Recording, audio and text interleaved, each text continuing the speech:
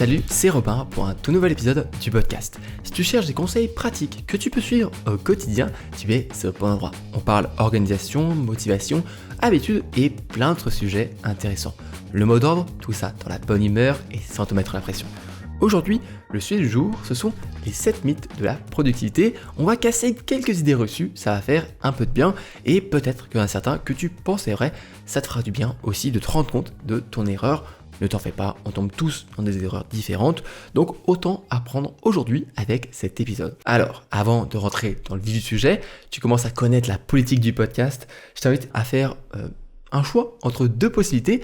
La première, c'est de te faire un petit café, voilà, moi j'ai ma petite tasse rouge pour ceux qui sont sur YouTube, mais en tout cas je vous la décris, elle est très jolie pour ceux qui m'écoutent en podcast, et tu te poses tranquille, voilà, fauteuil, canapé, tu peux même écouter dans ton lit, tranquille, et tu te poses, voilà. Tranquille, c'est vraiment ton moment détente, petit café et tu m'écoutes sur le sujet du jour.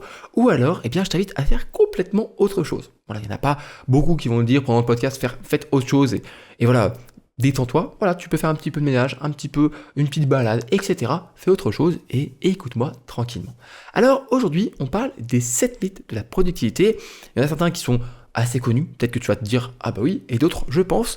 Tu vas dire, ah ouais, putain, ouais, c'est vrai que je pensais pas ça. Enfin, je pensais le contraire, et c'est exactement ce que j'aimerais réussir à faire dans ce podcast, c'est te faire avoir un déclic sur certains sujets qui sont, je pense, super importants. Et on commence tout de suite avec le premier mythe, travailler plus longtemps signifie être plus productif. Alors ça, c'est peut-être un des mythes les plus répandus quand on pense à quelqu'un de productif, quelqu'un qui travaille, qui avance dans ses objectifs, dans tes projets, ou à quelqu'un qui travaille dur, quelqu'un qui travaille longtemps, qui ne compte pas ses heures, etc. Être productif, ça ne veut pas forcément travailler plus de temps, en tout cas plus d'heures que d'autres personnes. Alors bien sûr, si on travaille plus longtemps, on a souvent, c'est assez corrélé, plus de résultats, mais la productivité n'est pas liée au nombre d'heures. La productivité, ou en tout cas la manière dont je vois la productivité, c'est apprendre à faire plus, ou en tout cas autant, en moins de temps. C'est réussir avec une organisation qui est respectueuse de nous, notre vie, etc., et de notre temps, c'est réussir à gagner du temps pour ce qui compte vraiment pour nous. Pour certains, ce sera des projets entrepreneuriaux, personnels, et avancer sur ces projets, donc doubler, on va dire, le temps, être plus efficace pour travailler davantage, mais pour beaucoup d'autres, et pour ma part, ce sera peut-être passer du temps avec ses proches, passer du temps avec sa famille, développer une passion, un hobby, pour de la peinture, n'importe quoi, et donc c'est être productif, non pas pour travailler plus longtemps, mais pour travailler moins longtemps, et gagner du temps pour d'autres activités, qui peuvent être toutes très diverses, et qui vont, changer pour chaque personne, ton activité et la raison pour laquelle tu vas être plus productif ou plus productive, ce sera pas la même que moi. Et ça, c'est quelque chose qui est important à tout de suite, on va dire, casser, à débunker, etc. Parce qu'il y en a marre, franchement. Il y a un moment, c'est pas juste, c'est chiant, non, il y en a marre de la hustle culture, du surmenage. J'aime bien, il y a plein de podcasts business, entrepreneuriaux qui sont super intéressants, mais en règle générale, on nous parle plutôt de j'ai travaillé sans regarder les heures, 100 heures par semaine, 150 heures par semaine. 150 heures par semaine, on dort pas, parce que une semaine, si je dis pas de bêtises, c'est 168. Bref, déjà 100 heures par semaine, c'est énorme. Voilà, je travaillais, etc. J'avais pas de vacances. Il y en a, ils sont fiers ça fait 5 ans que j'ai pas pris de vacances. Ok, si ton travail te passionne, vas-y, je vais pas juger. Mais faudrait pas être fier de travailler énormément, mais plutôt se dire, oh, moi, je travaille que 3-4 heures par jour parce que, j'ai réussi à mettre en place une bonne organisation, des systèmes, des automatisations qui font que, oui, je travaille moins que d'autres personnes, j'ai du temps pour faire autre chose. Alors oui, je pourrais travailler 10 heures par jour pour gagner plus ou pour développer plus mon travail, mon projet, mais j'ai envie de, avoir un équilibre. C'est ça l'important, c'est l'équilibre. En fait, il y a tout ça, c'est vraiment une question générale, et donc, il y en a marre, faut dire stop à la hustle culture, le surmenage. D'après des derniers sondages, etc., parce que je me renseigne pas mal là-dessus, c'est 1 salarié sur 3 en France qui est en situation de burn-out. C'est pas juste en risque, en surmenage, non, c'est en situation de burn-out, et donc c'est dangereux pour la santé. C'est pas encore considéré, si je ne dis pas de bêtises, par l'OMS comme étant une maladie, le burn-out, mais ça va avoir plein de symptômes et surtout plein de conséquences sur la vie d'une personne. C'est super important. C'est comme la dépression, etc., c'est des sujets importants à prendre en compte, et donc il faut débunker, casser complètement ces sujets sur la productivité et sur celui qui travaillera le plus longtemps. Et je dirais même au contraire, selon la loi d'Illich, plus on travaille, plus on augmente les nombres d'heures, moins on est efficace, et parfois même la productivité humaine devient négative. Ça veut dire que, imaginons, je prends un exemple assez concret, c'est t'es un étudiant et franchement ça fait des semaines que tu procrastines ta révision, et donc aujourd'hui tu te dis tu vas travailler 15 heures. Vraiment, tu vas pas dormir quasiment, tu vas te démolir, tu vas travailler 15 heures de révision pour rattraper ton retard. Eh bien, au début, tu vas être efficace, ça va t'aider, hein, c'est sûr, c'est bien de travailler. Mais à partir d'un moment, au bout de quelques heures, et pas au bout de 10 heures, hein, déjà au bout de 5-6 heures, ce sera déjà pas mal, eh bien, tout ce que tu vas faire après, ça va devenir de moins en moins efficace. Et je pense que entre 12 et 15 heures de travail, les 3 dernières heures, en fait, tu vas tellement avoir du mal à travailler, tu vas tellement mal apprendre les choses, et donc mal mémoriser, que le lendemain, tu vas devoir réapprendre les choses, remémoriser les choses, et tu vas peut-être avoir vraiment des nœuds au cerveau, et c'est pour ça qu'on parle de productivité négative. Ça veut dire que ce qu'on a fait, ça prendra plus de temps de le refaire, de le réparer, etc. Je pense aussi à des personnes qui vont travailler à fond, par exemple un programmeur. Voilà, il développe, il fait son code, etc. Il en peut plus travailler à fond, il s'en fout. Voilà, il compte pas ses heures. Eh bien, le code qu'il va faire, les fonctions, les différents fichiers, etc. qu'il va faire à la fin de sa journée de travail, le lendemain, il y aura des bugs partout, ça va pas marcher, il va devoir démêler ce qu'il a fait et il va perdre plus de temps à revenir au point de départ que ce qu'il aurait fait, en fait. Donc, il y a un moment, il faut dire stop, il faut s'arrêter et avancer pour vraiment être productif. On passe au deuxième mythe qui est assez répandu, le multitâche est efficace. Faire plusieurs choses en même temps, parfois, c'est considéré comme quelque chose, voilà, encore une fois, un imaginaire collectif, c'est productif. Souvent, quand on tape sur Google ou sur les images, personne productive, tu sais, on a l'image de la personne qui a plein de bras, qui travaille sur plein de choses en même temps. C'est intéressant parce que ça permet de montrer parfois plusieurs domaines de ta vie, etc. Mais ça a donné, je pense, une mauvaise image de ce qu'est la productivité en pensant que c'est quelqu'un qui fait plein de choses en même temps. Donc, qui va tourner un podcast, mais qui en même temps est en train de réfléchir à sa stratégie, qui va faire autre chose. Non, la productivité, c'est plutôt la concentration. C'est faire une seule chose en même temps. C'est le deep work, c'est le travail en profondeur. C'est être concentré sur une seule tâche à la fois par bloc. C'est ça la productivité. C'est vraiment à l'opposé du multitâche. Alors, il y a du multitâche qui est un petit peu différent et qui est, je pense aussi, peut-être, mais encore une fois, une nuance et qui fait qu'on comprend moins bien les choses. C'est par exemple, on peut très bien faire une balade avec un collègue, notre cofondateur par exemple, etc. et discuter pendant la balade de choses et nous faire imaginer et faire une sorte de réunion en se baladant. Ça fonctionne. Mais c'est pas vraiment du multitâche, tu vois. C'est pas genre faire deux choses en même temps. Moi, j'appelle ça de la multiconcentration. C'est ton corps qui se concentre sur la marche et en même temps, tu peux réussir à faire ta réunion. Pareil, tu peux dire, est-ce que je suis productif quand je fais du multitâche, quand j'écoute ce podcast en même temps de faire la vaisselle ? Bah, c'est du multitâche, entre guillemets. Mais c'est parce que tu fais deux choses qui ne demandent pas la même concentration.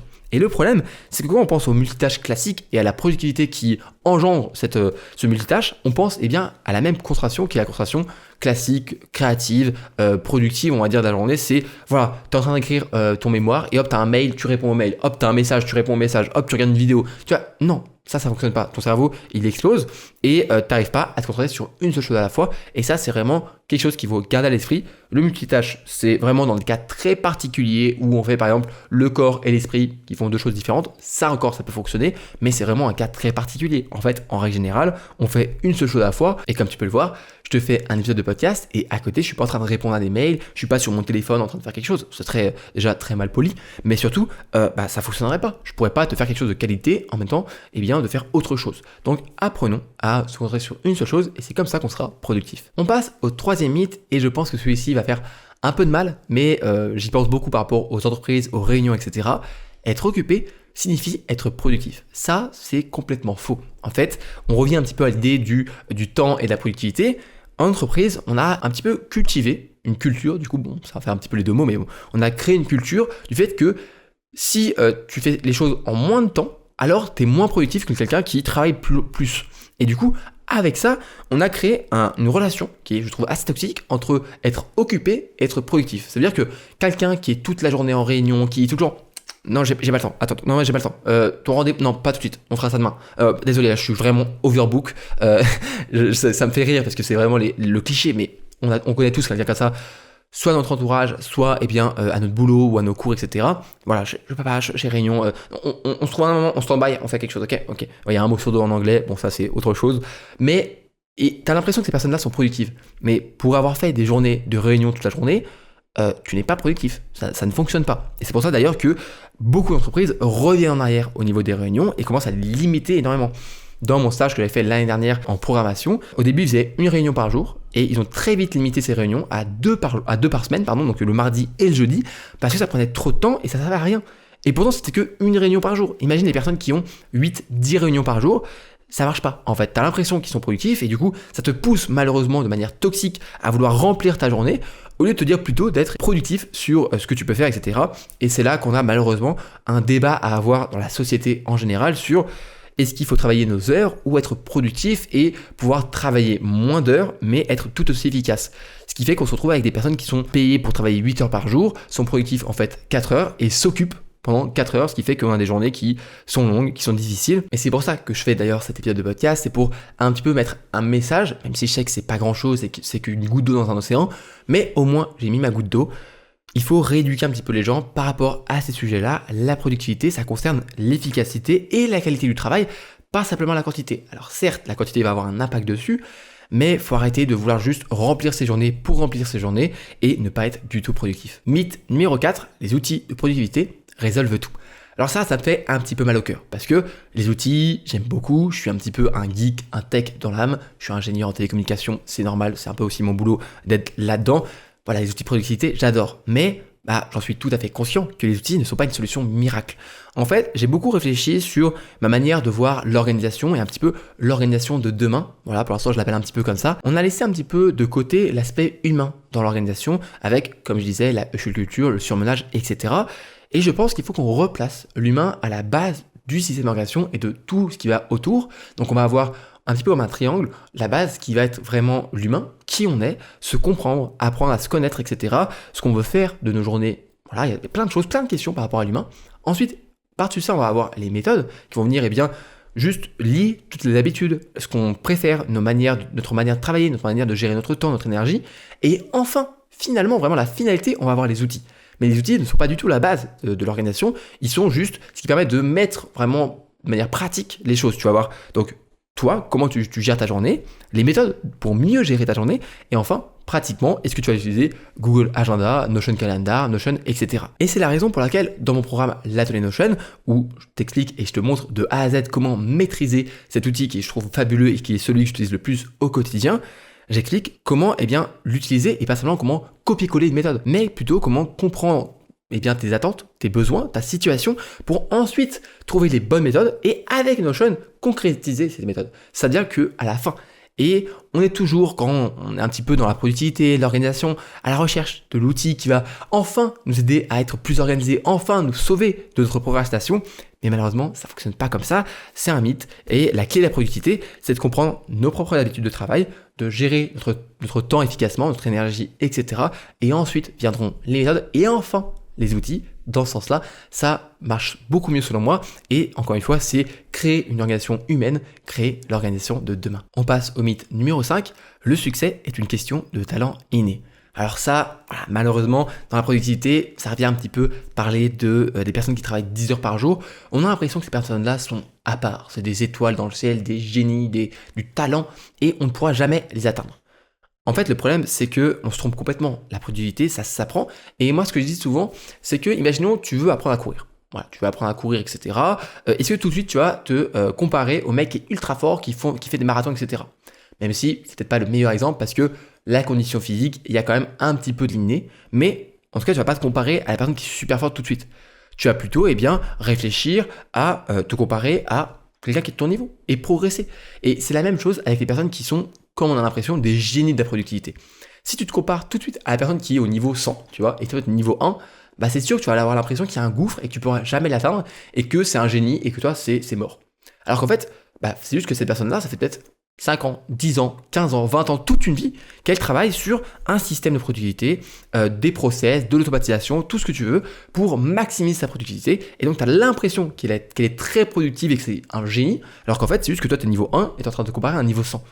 Donc, attends, compare-toi plutôt à un autre niveau 1, à ton toi du passé qui était niveau 0, et tu verras, tu vas réussir au fur et à mesure à progresser. Et si tu te compares à ton toi d'il y a 10 ans, tu vas avoir l'impression que c'était du talent, du génie, alors qu'en fait, pas du tout. Tu as juste construit les choses, c'est juste pris le temps. Et dans un autre sens, dans le sens contraire, il faut aussi casser le mythe du fait que on est un procrastinateur né, que c'est inné, c'est comme ça, on sera toujours un flemmard, qu'on n'aura jamais l'énergie, la motivation. Je pense à mon petit frère qui, pendant des années, pour lui, c'était, voilà, non, je suis quelqu'un de pas productif, non, j'y arrive pas, j'ai pas de motivation. Et aujourd'hui, avec ses études, il a mis en place quelques petites organisations, quelques petits conseils, quelques-uns de mes conseils, bien sûr, je vais essayer un petit peu d'aider mon petit frère. Eh bien, il y arrive. Il arrive à s'organiser, il arrive à se motiver, et il s'est surpris lui-même à se dire, ah putain, en fait, j'y arrive quoi, j'y arrive. Donc, tu n'es pas un procrastinateur né, et il n'y a pas des personnes qui sont productives comme ça, tu vois, il n'y a pas de génie, ça s'apprend doucement, mais sûrement, et c'est comme ça qu'on peut avancer. On passe au 6e et avant-dernier mythe, la procrastination est uniquement une perte de temps. Alors celui-ci, c'est en fait mon message de nuance à travers, encore une fois, ma petite goutte dans l'océan, mon petit message, c'est que la procrastination, on est d'accord. Toi et moi, il faut apprendre à ne pas procrastiner lorsqu'il s'agit des tâches importantes, surtout lorsqu'on repousse de manière systématique. Ça veut dire que chaque jour, tu n'arrives pas à avancer. Chaque jour, tu repousses, et là, ça fait du mal. Ça stresse, ça rend anxieux, ça culpabilise aussi, ça crée vraiment beaucoup de culpabilité de repousser tous les jours et de ne pas voir sa progression vers nos objectifs, même nos rêves parfois, et donc ça peut être dangereux. Il faut apprendre à supprimer cette procrastination, et il y a d'ailleurs des méthodes, etc. Je t'en parlerai très bientôt. Mais parfois, dans de rares cas, une petite dose de procrastination peut faire du bien. Lorsque on arrive à notre limite de productivité, on revient encore une fois sur le fait de travailler longtemps, etc., le surmenage, le burn-out, il faut apprendre à repousser. Il faut apprendre à ce que la chose la plus productive qu'on peut faire parfois, c'est de ne rien faire du tout. Et aussi, je dirais que la procrastination, parfois, peut nous indiquer certaines choses. Si tous les jours, tu procrastines une certaine chose, une certaine tâche que tu n'arrives pas, et que vraiment, c'est pas juste simplement que tu n'arrives pas à te motiver, etc., ce qui tombe dans la case où il faut apprendre à le faire, mais parce qu'il y a quelque chose qui va pas, au fond de toi, ça te correspond pas. Il y a une perte de sens. Par exemple, je sais pas, tu vas en cours, mais tu n'as plus envie d'aller en cours parce que ça te correspond plus du tout. Peut-être que cette procrastination-là, elle te dit quelque chose. Il y a peut-être un message important à dire. Enfin, plutôt à décortiquer, à découvrir, à comprendre. Et c'est pour ça que parfois, elle peut nous apprendre des choses. Il y a bien sûr plein de cas où c'est juste la procrastination passive, il faut apprendre à passer à l'action et à se motiver.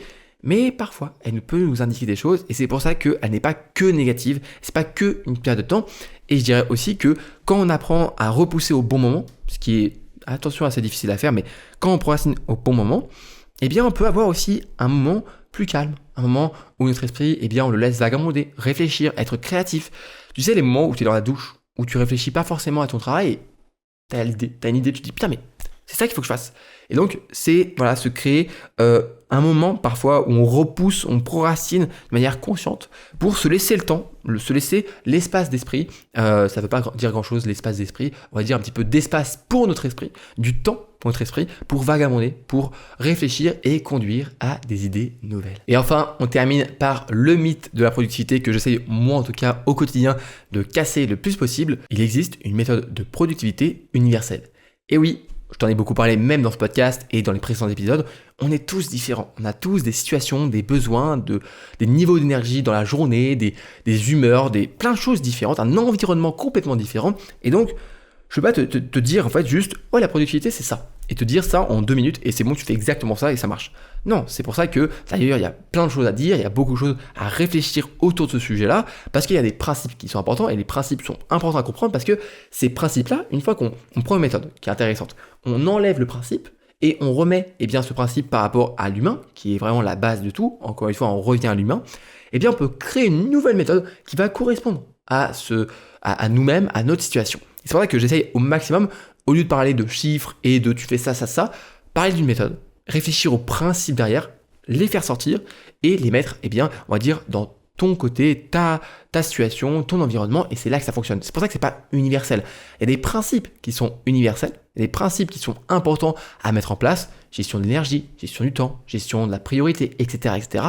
Mais il n'y a pas de méthode universelle que tu suis de A à Z et ça fonctionne à tous les coups parce que à chaque fois il y aura des petites modifications à faire et c'est important de le comprendre maintenant au lieu de pendant des mois essayer de suivre quelque chose qui ne fonctionnera pas. Et je parle bien sûr ici pour une personne, pour un particulier, toi, ton organisation personnelle, mais ça fonctionne aussi pour une entreprise, une école.